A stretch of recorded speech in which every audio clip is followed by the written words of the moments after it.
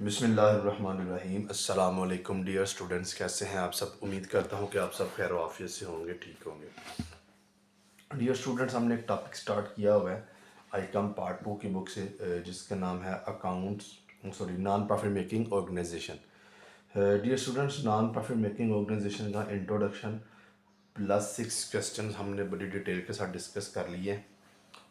आज के इस लेक्चर में हम क्वेश्चन नंबर 7 डिस्कस करेंगे और क्वेश्चन नंबर 7 में स्पेशली हम बैलेंस शीट को भी डिस्कस करेंगे। बैलेंस शीट पेपर में लाहौर बोर्ड में अक्सर आती है, गुजरात बोर्ड में कभी है, अगर आ जाए तो आने के चांसेस होते हैं, इसलिए हमने इसकी बैलेंस शीट भी क्लियर करनी है। अच्छा जी, क्वेश्चन को स्टार्ट करते हैं। क्वेश्चन को स्टार्ट करने से पहले हमेशा की तरह आप तमाम स्टूडेंट से एक ही गुजारिश है कि जो इस चैनल के ऊपर न्यू है वो इस चैनल को सब्सक्राइब कर लें, बेल आइकन को प्रेस कर दें ताकि आने वाले हर लेक्चर का नोटिफिकेशन आपको मिलता रहे। और कमेंट सेक्शन में अपनी राय का इजहार ज़रूर किया करें कि सर क्वेश्चन की समझ आई है कि नहीं आई, किस तरह का समझाया, ताकि इस तरह मेरा और आपका जो तल्लक वापस में जुड़ा रहे। अच्छा जी, क्वेश्चन नंबर 7 में बेटा कहता है from the particulars given below prepare the income and expenditure account and the balance sheet of a music club on 1 April 2022 from the year ended 31 मार्च 2023। बेटा इस क्वेश्चन में जो म्यूज़िक क्लब कंपनी है उसका ईयर 1 अप्रैल 2022 से स्टार्ट हो रहा है और 31 मार्च 2023 पे आके ख़त्म हो रहा है। तो इसका मतलब है जो हमारे पास 2022 और 23 के वाला जो 22 और 23 वाला जो डाटा होगा वो हमारे लिए करंट ईयर का डाटा होगा जब हम सब्सक्रिप्शन की बात करेंगे या कोई एडजस्टमेंट की बात करेंगे। उसके बाद ये मेरे सीट्स बताई गई हैं। पेमेंट सीट्स में बताया गया donation, entrance fees, subscription, rent on a part of the building let out. हमने बिल्डिंग का कुछ हिस्सा रेंट पे दिया हुआ है, अब उसका हमें रेंट मिला, ये हमारी इनकम है। Annual grant from the state government की तरफ से हमें ग्रांट मिली है 19,200, ये भी हम इनकम में लिखते हैं। Payments land and building fix asset है। कंसर्ट एक्सपेंसेस हमारा एक्सपेंस है। Purchase of public address system ये हमारा फिक्स एसेट है। सैलरीज हमारा एक्सपेंस है। Annual award for the musician of the year, कोई हमने किसी म्यूजिशियन को बुलाया तो हमने उसको अवार्ड दिया, तो ये भी हमारा एक्सपेंस है। कैश इन हैंड और कैश एट बैंक ये हमारे एसेट्स हैं, ये हमारे क्लोजिंग एसेट्स हैं। बेटा जो आपको रिसीट साइड पे एसेट्स दिए होंगे वो आपके ओपनिंग एसेट्स होंगे, या अगर आपको बैलेंस दिया होगा रिसीट साइड पे तो आपका ओपनिंग बैलेंस होगा और उसको हम ओपनिंग कैश बुक में लिखेंगे। बेटा इसके अंदर हम कैश बुक में नहीं, हम ओपनिंग बैलेंस शीट में इस सवाल के अंदर या अगले कोई भी हम सवालों की बात करें जिसमें बैलेंस शीट बननी है तो हम दो बैलेंस शीट बनाते हैं, एक हम ओपनिंग बैलेंस शीट बनाते हैं और एक हम क्लोजिंग। ओपनिंग बैलेंस शीट हम क्यों बनाते हैं, हमने कैपिटल फंड निकालना होता है। जिस तरह प्रॉफिट मेकिंग ऑर्गेनाइजेशन होती है ना, उनके पास अपना कैपिटल होता है, इसी तरह नॉन प्रॉफिट मेकिंग ऑर्गेनाइजेशन के पास भी कैपिटल होता है, मगर हम उसको कैपिटल फंड का नाम देते हैं। तो हमने जो रिसीट्स पर डाटा होता है ना एसेट्स का या लाइबिलिटीज़ का जो भी है, तो वो एसेट्स यहाँ पे ओपनिंग बताए होते हैं और यहाँ पे लाइबिलिटीज़ ओपनिंग बताई होती हैं। तो हमने यहाँ से क्या करना होता है, अपना डाटा लिख के तो ओपनिंग एसेट्स लिखने के बाद हमने कैपिटल फंड निकालना होता है, मगर हमारे इस क्वेश्चन के अंदर ओपनिंग डाटा नहीं मौजूद, तो हम इसका मतलब है ओपनिंग बैलेंस शीट नहीं बनाएंगे। अच्छा जी, 1/3 of the entrance fee received was to be credited to revenue. कहता है जी ये जो एंट्रेंस फीस है इसका 1/3 आपने लेना है तो इसको रेवेन्यू करना है। And donation is to be capitalise, और डोनेशन को कैपिटलाइज कर देना है। इसका मतलब है अगर एंट्रेंस फी का 1/3 हम रेवेन्यू करेंगे तो 2/3 है वो हम कैपिटलाइज करेंगे, यानी कि कैपिटल फंड में लिख देंगे। Subscription depreciate land and building by 5%, land and building के ऊपर 5% डेप्रिसिएशन है। Public address system by 2%, public address system के ऊपर 2% डेप्रिसिएशन है। Outstanding subscription for the year 2022 and 2023 is ₹400। ये 2022 और 23 का जो ईयर है हमारे पास ये करंट ईयर है, क्योंकि इसी ईयर का हम इनकम एंड एक्सपेंडिचर अकाउंट बनाएंगे, तो ये सब्सक्रिप्शन हमारे पास जो आउटस्टैंडिंग ये रिसीवेबल है तो हम इसको ऐड कर देंगे। And advance seat of subscription on account of the year 2023 and 24 is ₹800। 2023 और 24 की जो सब्सक्रिप्शन है वो 800 रुपये है, ये एडवांस है तो इसको हम लेस कर देंगे, ये हमारी करंट लायबिलिटी भी बन जाएगी और ये हमारा करंट एसेट हो जाएगा। Salaries unpaid for the year 2022 and 23 amount 2 rupees 250, जो सैलरीज है 250 रुपये की वो अनपेड है यानी कि आउटस्टैंडिंग है, तो ये भी हमारी करंट लायबिलिटी होगी और हमने सैलरीज के अंदर ऐड भी करना होगा। अच्छा जी बेटा, जब हम बैलेंस शीट इसकी बनाएंगे तो ज़रूरी नहीं है इसके अंदर मेंशन करना कि आप पहले करंट एसेट की हेडिंग दें, फिर फिक्स एसेट की हेडिंग दें, फिर करंट लायबिलिटी की हेडिंग दें, फिर फिक्स लायबिलिटी की हेडिंग दें। इसके अंदर हेडिंग दे के लिखने की ज़रूरत नहीं है। अगर आप लिख लेते हैं तो वेल एंड गुड, बड़ी अच्छी बात है। अगर आप नहीं लिखते तो फिर भी किसी किस्म का कोई इशू नहीं है। अगर आप हेडिंग नहीं देंगे तो सबसे पहले आपने फ़िक्स एसेट्स को रिकॉर्ड करना है और फिक्स लायबिलिटीज़ को, और उसके बाद आपने करंट एसेट्स को नीचे रिकॉर्ड कर लेना अगर आप हेडिंग नहीं देते तो। अभी मैं क्वेश्चन करता हूँ तो इसी तरह आपको कराऊंगा, इंशाल्लाह आपको समझ आ जाएगी। देखिए जी क्वेश्चन, हम इसका सोल्यूशन स्टार्ट करते हैं। सबसे पहले हम अपनी इनकम को रिकॉर्ड करते हैं। इनकम में हमने डोनेशन नहीं लिखना, एंट्रेंस फी। उसने बेटा जी हमें एंट्रेंस फी का बोला है कि 6000 रुपीज़ है, इसका आपने 1/3 लेना है, तो इसको आपने क्या करना है, इनकम रिकॉर्ड करनी है। 6000 मल्टीप्लाई 1/3, तो ये हमारे पास 2000 रुपये आ जाएगा। इसको हमने इनकम रिकॉर्ड करना है। उसके बाद हमारे पास है जी सब्सक्रिप्शन। सब्सक्रिप्शन हमारे पास बेटा जी 12,000 रुपये है। ठीक है, हम इसके ऊपर एडजस्टमेंट, दो एडजस्टमेंट रिकॉर्ड करते हैं। हम इसके अंदर ऐड करेंगे जो हमारे पास करंट ईयर है, हम यहाँ पे लिख सकते हैं करंट ईयर। करंट ईयर लिख लें या 2022 एंड 23 लिख लें फिर भी ठीक है। बेटा जी वो है 400 रुपीज़, और इसमें से हम लेस करेंगे एडवांस ईयर की। आप एडवांस ईयर भी लिख सकते हैं, आप 2023 एंड 24 भी लिख सकते हैं, वो है 800 रुपीज़। ठीक है जी, 12,000 प्लस कर देंगे, 400 माइनस कर देंगे 800, तो हमारे पास आ जाएगा 11,600 की जो सब्सक्रिप्शन टोटल रहेगी। उसके बाद है जी rent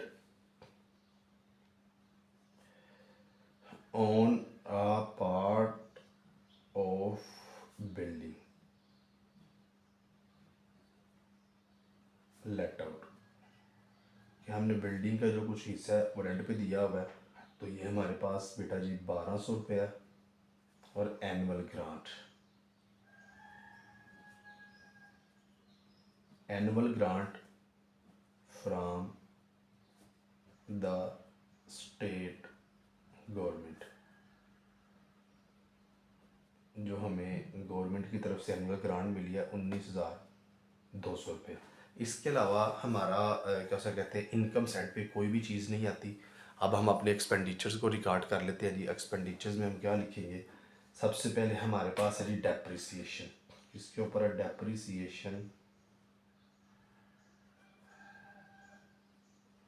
on land and building. बेटा ये मार्कर से एडजस्टमेंट इसलिए लिख रहा हूँ क्योंकि हमें बैलेंस शीट में करने के लिए आसानी होगी। अच्छा, 24,000 की हमारे पास बिल्डिंग है, मल्टीप्लाई 5%, इसके ऊपर डेप्रिसिएशन है, तो हम क्या करेंगे, 24 multiply 5 dividing by 24,000 multiply 5 dividing by 100, ये हमारे पास 1200 रुपये इसकी जो है वो डेप्रिसिएशन आ जाएगी। फिर हमारे पास है जी कंसर्ट एक्सपेंसेस।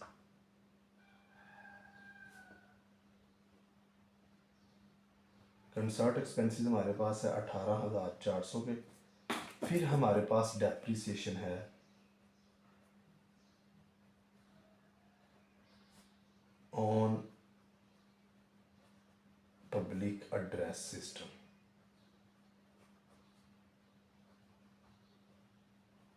ठीक है जी, देखिए ये पब्लिक एड्रेस सिस्टम हमारे पास 8,000 का है, इसके ऊपर 2% डेप्रिसिएशन है, तो ये आ जाएगा 160। अगर आप कैलकुलेट करें तब भी 160 ही आएगा। 8,000 multiply 2 dividing by 100।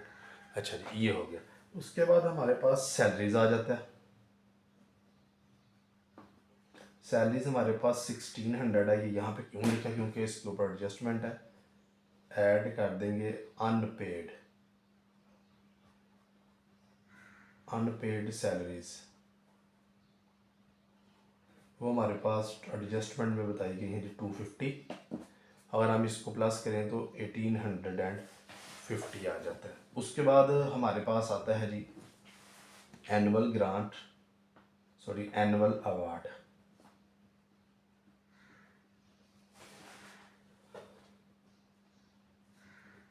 For the musician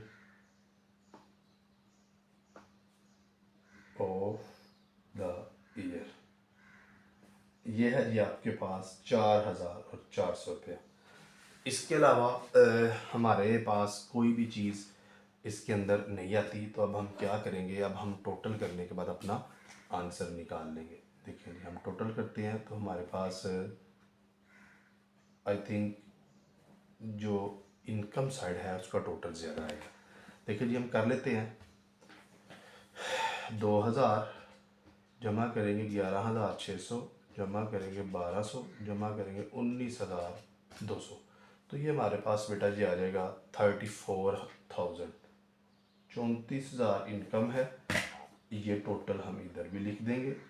इसमें से हमने लेस करनी है अपने एक्सपेंडिचर्स, वो है जी 1,200, फिर आप आ जाए 18,400, फिर आप आ जाए 160, फिर 1,850 और फिर 4,400, ये 7,990 आपके पास आ जाएगा सरप्लस। 7,990 ये बेटा जी हमारे पास आ गया है सरप्लस। जिस तरह हम कैपिटल के अंदर नेट प्रॉफिट को ऐड करते हैं ना, इसी तरह कैपिटल फंड के अंदर हम इस सरप्लस को भी ऐड करते हैं। देखिए बेटा मैं आपको बुक से भी दिखा देता हूँ, हमारे पास 7,990 सरप्लस आ गया। अब हम इसकी बैलेंस शीट की तरफ चलते हैं। बैलेंस शीट बड़ी आसान चीज़ है, इसकी कोई मुश्किल चीज़ नहीं है, आपने बस ध्यान से इसको समझना है, इंशाल्लाह आपको बैलेंस शीट भी समझ आ जाएगी। मैंने आपको भी बताया कि आपको हेडिंग देने की ज़रूरत नहीं है, आप सबसे पहले फिक्स एसेट्स को रिकॉर्ड कर लें, ठीक है। तो बेटा जी हमारे सवाल के अंदर जो पहला फिक्स एसेट है वो है लैंड एंड बिल्डिंग। हम यहाँ पे लिखेंगे लैंड एंड बिल्डिंग, उसकी वैल्यू हमारे क्वेश्चन में बताई गई है, देखेंगे 24,000 रुपीज़। हमने 24,000 यहाँ पे लिख लिया, क्योंकि इसके ऊपर एडजस्टमेंट है, तो हमने इसमें से लेस क्या करना है, डेप्रिसिएशन।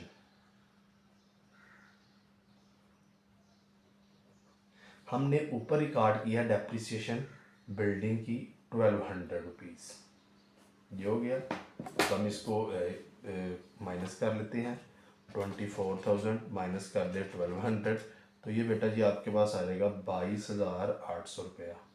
उसके बाद हमारा दूसरा फिक्स एसेट है public address system.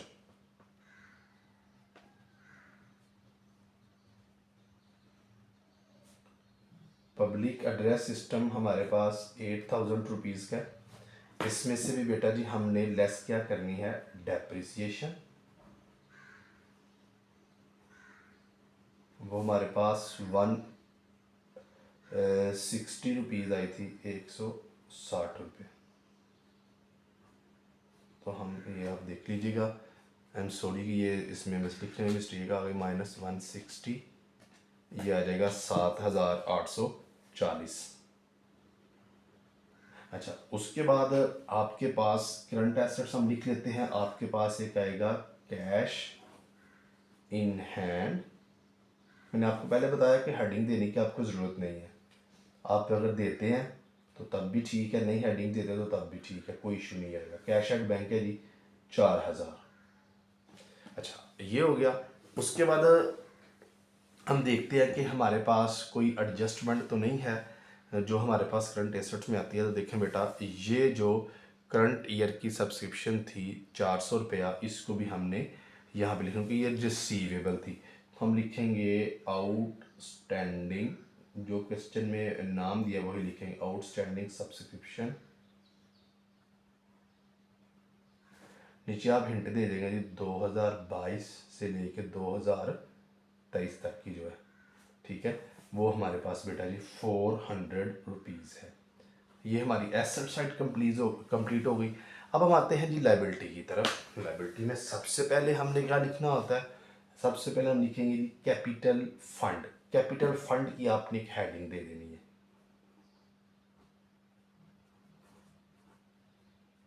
Capital fund. इसके अंदर वो चीज़ें लिखते हैं जो हमने कैपिटलाइज की होती हैं। बेटा क्वेश्चन के अंदर हमें बताया गया था कि आपने जो एंट्रेंस फी है,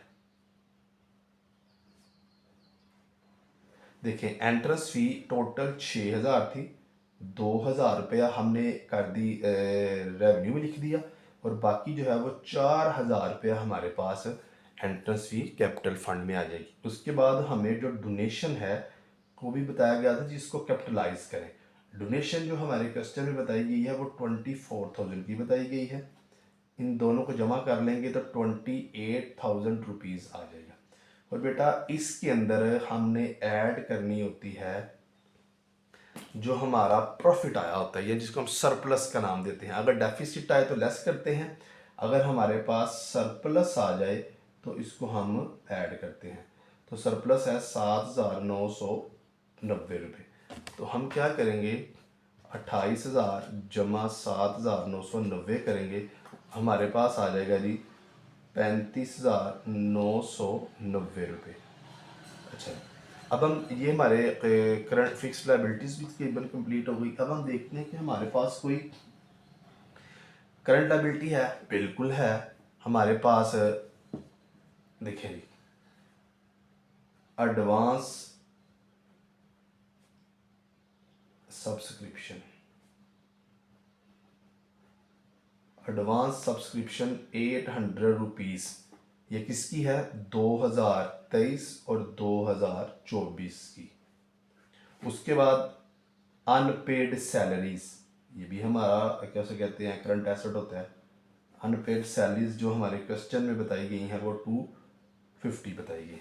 ये देखिए यहाँ तक आपका डाटा था कंप्लीट, जिसमें आपने अपने एसेट्स को भी रिकॉर्ड किया हुआ है और जिसमें आपने अपनी लाइबिलिटीज़ को भी रिकॉर्ड किया हुआ है। एसेट्स भी दोनों यानी कि फिक्स्ड एंड करंट, और लाइबिलिटीज़ भी दोनों यानी कि फिक्स्ड एंड करंट। अब हम टोटल करके देखते हैं कि टोटल दोनों साइड्स का इक्वल आता है। एसेट का देखें 22,800 जमा 7,840 जमा 2,000 जमा 4,000 जमा 400, तो ये हमारे पास आता है जी 37,040।